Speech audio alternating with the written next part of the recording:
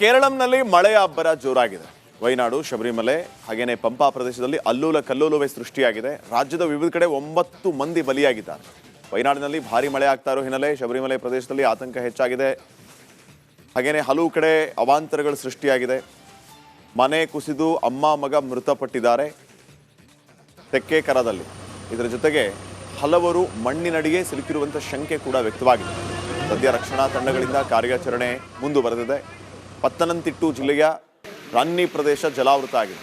ಇನ್ನು ಇಡುಕ್ಕಿ ಹಾಗೂ ಕುಟ್ಟಾಯಂ ಜಿಲ್ಲೆಗಳಲ್ಲಿಯೂ ಕೂಡ ಮಳೆ ಜೋರಾಗಿದೆ. ಈಗ ತಾವು ಗಮನಿಸ್ತಾ ಇರುವಂತಹ ದೃಶ್ಯಗಳು ಕೇರಳಂ ರಾಜ್ಯದ ದೃಶ್ಯಗಳು.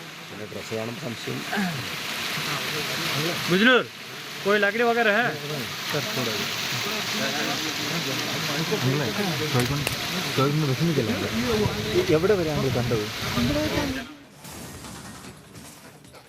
ಕರ್ನಾಟಕ ಹಾಗೂ ತಮಿಳುನಾಡು ನಡುವೆ ಕಾವೇರಿ ಜಟಾಪಟಿ ಜೋರಾಗಿದೆ. ನೆರೆಯ ರಾಜ್ಯಕ್ಕೆ ನೀರು ಹರಿಸಬೇಕು ಅಂತ CWMA ಕಾವೇರಿ ನೀರು ನಿರ್ವಹಣಾ ಪ್ರಾಧಿಕಾರದ ಆದೇಶ ರಾಜ್ಯಕ್ಕೆ ಬರ ಸಿಡಿಲು ಬಡಿದಂತಾಗಿದೆ. ತಮಿಳುನಾಡಿಗೆ ಕಾವೇರಿ ಹರಿಸುವ ಆದೇಶದ ವಿರುದ್ಧ ಕರ್ನಾಟಕ ಸರ್ಕಾರ ಸುಪ್ರೀಂ ಕೋರ್ಟ್ ಮೆಟ್ಟಿಲೇರುತ್ತಾ ಇಲ್ವಾ ಅನ್ನೋದನ್ನ ಸದ್ಯಕ್ಕೆ ಕಾದು ನೋಡಬೇಕಾಗಿದೆ.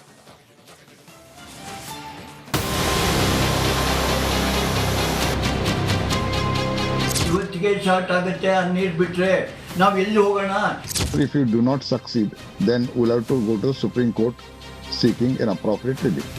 ಈಗ ನಾನು ಬಿಡುವುದಿಲ್ಲ ಅಂತ ನಾನಾಗಲಿ ಯತೀಂದ್ರಾಗಲಿ ಸಂಘಟನೆಗಾರರಾಗಲಿ ನಾವೆಲ್ಲ ಹೇಳಿದ್ರೆ ನೀರನ್ನ ಹಿಡ್ಕೊಳಕ್ಕೆ ನಮ್ಮ ಕೈಲಿ ಆಗುವುದಿಲ್ಲ.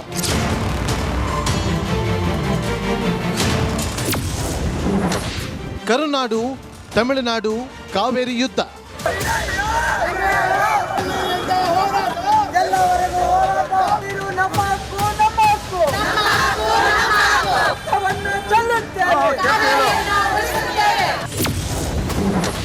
ಮಳೆ ಆರ್ಭಟ, ಡ್ಯಾಮ್ ತುಂಬಿದ್ದು ಶಾಪನ. ಕರುನಾಡಿನಲ್ಲಿ ಮುಂಗಾರು ಕಣ್ಣಾ ಮುಚ್ಚಾಲೆ ಆಟ. ಆಗೊಮ್ಮೆ ಈಗೊಮ್ಮೆ ಮಳೆರಾಯನ ಆರ್ಭಟ. ಅರ್ಧಂಬರ್ಧ ತುಂಬಿರುವ ಜಲಾಶಯಗಳು. ಕಟು ವಾಸ್ತವದಲ್ಲಿ ರಾಜ್ಯದಲ್ಲಿ ಭೀಕರ ಬರ ತಾಂಡವ. ಆದರೆ ತಮಿಳುನಾಡಿಗೆ ಕಾವೇರಿ ಹರಿಸಬೇಕೆಂಬ CWMA ಆದೇಶ ಕರ್ನಾಟಕ ತತ್ತರಿಸಿ ಹೋಗಿದೆ. ಜೀವನಾಡಿ ಉಳಿವಿಗೆ ರೈತರು, ಕನ್ನಡ ಪರ ಸಂಘಟನೆಗಳು ಹಾಗೂ ರಾಜಕೀಯ ಪಕ್ಷಗಳು ಬೀದಿಗಿಳಿದಿವೆ. ರಾಜ್ಯದಲ್ಲಿ ಕುಡಿಯೋಕೆ ನೀರಿಲ್ಲ. ಸಾಲ ಸೋಲ ಮಾಡಿ ಬೆಳೆದಿದ್ದ ಬೆಳೆ ಒಣಗುತ್ತಿದೆ. ಜನ ಜಾನುವಾರುಗಳು ಮೇವಿಲ್ಲದೆ ಪರದಾಡುತ್ತಿವೆ. ಇದಕ್ಕೆ ತದ್ವಿರುದ್ಧವಾಗಿ ತಮಿಳುನಾಡಿನ ಮೆಟ್ಟೂರು ಡ್ಯಾಂನಲ್ಲಿ 40 TMC, ಭವಾನಿ ಜಲಾಶಯದಲ್ಲಿ 8 TMC ನೀರಿದೆ. ಆದರೆ ತಮಿಳುನಾಡಿಗೆ 2ನೇ ಕುರುಬೈ ಬೆಳೆಗೆ ನೀರು ಬೇಕಂತೆ. ಅಷ್ಟಕ್ಕೂ ತಮಿಳುನಾಡಿನಲ್ಲಿ ನೀರಿದೆ ಅನ್ನುವಂತಹ ಒಂದು ವಾದಗಳು ಕೂಡ ಈಗ ಕೇಳಿ ಬರ್ತಾ ಇರುವಂಥದ್ದು. ಯಾಕಂದರೆ ಈ ಹಿಂದೆಯೂ ಕೂಡ ಸುಪ್ರೀಂ ಕೋರ್ಟ್ನಲ್ಲಿ ಕೆಲವೊಂದು ಅಂಶಗಳನ್ನು ಇಟ್ಟುಕೊಂಡು ವಾದ ಮಾಡಿರುವಂತಹ ಹಿರಿಯ ವಕೀಲ ಹಾಗೂ ಕಾನೂನು ತಜ್ಞರು ಕೂಡ ಇದೇ ಒಂದು ಅಭಿಪ್ರಾಯವನ್ನು ವ್ಯಕ್ತಪಡಿಸಿದ್ದಾರೆ.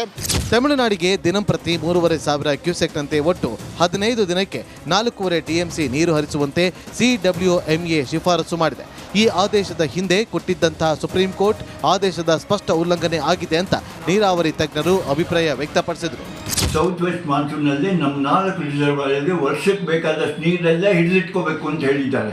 ಸೊ ಈಗ CWMA ಕೊಟ್ಟ ಆದೇಶ CWDT ಆದೇಶಕ್ಕೆ ವಿರುದ್ಧ ಆಗುತ್ತೆ. ಕುಡಿಯೋ ನೀರಿಗೆ ಆದೇಶ ಸುಪ್ರೀಂ ಕೋರ್ಟ್ ಕೊಟ್ಟಿದ್ದು ಸುಪ್ರೀಂ ಕೋರ್ಟ್ ಆದೇಶ ವಿರುದ್ಧ ಆಗುತ್ತೆ. ಅವೆರಡರ ಮೇಲೂ ಕಂಟೆಂಪ್ಟ್ ಹಾಕಬೇಕಾಗತ್ತೆ ನಮ್ಮ ಸರ್ಕಾರ. ಮತ್ತು CWMA CWRC ಇವೆರಡು ಭಾಳ ಪಾರ್ಶಿಯಲ್ ಕೆಲಸ ಮಾಡ್ತಾ ಇದೆ. ಈ ಕರ್ನಾಟಕದಿಂದ ನೀರು ಬಿಡೋದ್ರಿಂದ ಬೆಳೆಗೆ ನಾವು ಏನು ನೀರು ಕೊಡೋಕ್ಕೂ ಆಗ್ತಾಯಿಲ್ಲ. ಈಗಿರ್ತಕ್ಕಂತಹ ನೀರು ಒಂದು ವೇಳೆ ಮಳೆ ಬರ್ತಾನೆ ಇದ್ದಾರೆ ಕರ್ನಾಟಕಕ್ಕೆ ಕುಡಿಯುವ ನೀರಿಗೂ ಸಹ ತೊಂದರೆ ಬರ್ತಕ್ಕಂಥ ಪರಿಸ್ಥಿತಿ ಇದೆ ಅಂತ ಹೇಳಿದ್ರೆ ಈ ಕಾವೇರಿ ಜಲಾನಯನ ಪ್ರದೇಶದಲ್ಲಿ ಮೈಸೂರಿದೆ, ಮಂಡ್ಯ, ತುಮಕೂರು ಸಹ ಇದಕ್ಕೆ ನಾವು ವಾಟರ್ ಕೊಡ್ತಾ ಇದ್ದೀವಿ. ಸರ್ಕಾರ ತಮಿಳುನಾಡಿಗೆ ನೀರು ಹರಿಸದಂತೆ ವಿಪಕ್ಷಗಳು, ರೈತರು, ಕನ್ನಡ ಪರ ಸಂಘಟನೆಗಳು ಹೋರಾಟಕ್ಕಿಳಿದಿವೆ. ಕರ್ನಾಟಕ ಬಂದ್ಗೆ ಕರೆ ಕೊಟ್ಟಿರೋದು ಸರ್ಕಾರ ಇಕ್ಕಟ್ಟಿಗೆ ಸಿಲುಕಿದೆ.